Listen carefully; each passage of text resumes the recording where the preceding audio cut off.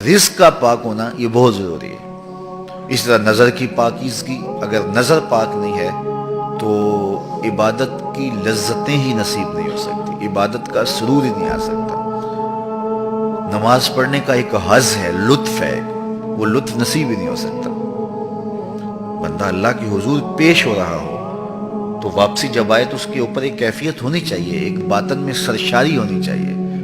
بندہ کسی بڑے شخص سے ملے تو کئی دن تک اس کا نشہ نہیں اترتا کہ میں فلاں سے مل کے آیا ہوں، تو جو رب سے مل کر آئے تو اس کا بھی ایک نشہ ہے نا، لیکن چونکہ اس کی نظر پاک نہیں تھی اس لیے وہ ملاقات ہی ادھوری رہے گی اس کی، تو اس کو اس کا سرور باطن نصیب ہی نہیں ہو سکا، اس کا حظ ہی نہیں نصیب ہو سکا۔ ایمان کی ایک مٹھاس ہے، جیب میں پیسے ہونا تو اس کا اپنا ایک نشہ ہوتا ہے کہ میرے جیب میں 5 لاکھ روپیہ پڑا ہے۔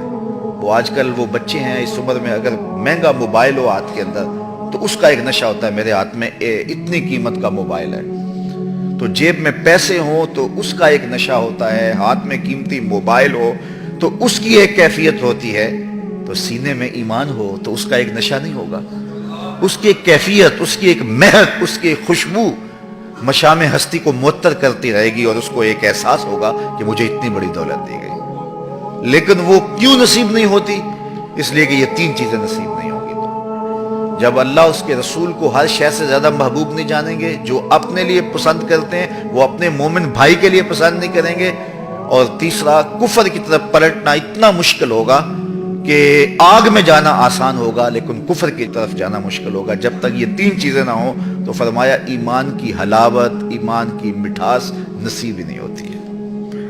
اور یہاں ایمان تو اتنے سستے ہو گئے ہیں کہ ایک اندازے کے مطابق پاکستان میں سال میں 10,000 لوگ بیرون ملک جانے کے لالچ میں اپنے آپ کو مرزائی لکھ دیتے ہیں۔ اتنا سوکھا اور اتنا سستا ایمان ہو گیا ہے، اتنی متاع ارزاں ہو گئی ہے، جبکہ یہ اتنی متاع عزیز تھی کہ اس کے لیے لوگوں نے جانیں دی۔ صحابہ کی زندگیاں دیکھیں، تابعین کی زندگیاں دیکھیں، ان کی انگلیاں کاٹ دی، پور پور کاٹا گیا، اور ہر بار کہا گیا کہ انکار کرو، انہوں نے کہا کٹ جائیں گے، انکار نہیں کریں گے محمد عربی صلی اللہ علیہ وسلم کا۔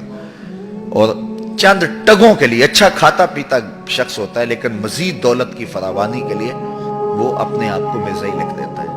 اور کتنے لوگ ہیں اس متاع عزیز کو جو ہے وہ سستا کیے ہوئے ہیں۔ جب تک آزمایا نہ گیا ہو نا تو اس وقت پتہ نہیں چلتا کہ بندہ کہاں کھڑا ہے۔ جہاں میں تو کسی دیوار سے نہ ٹکرایا، کسے خبر کہ تو سنگے خارا ہے یا کہ زجاج۔ اقبال کہتا جب ٹکرائے گا نا تو کسی دیوار سے پھر پتہ چلے گا پتھر ہے یا شیشہ ہے۔ تو میں اور آپ جب کسی مشکل میں پڑے تو اس وقت پتہ چلتا ہے کہ ہمارا جو ہے وہ ایمان کہاں تک مضبوط ہے۔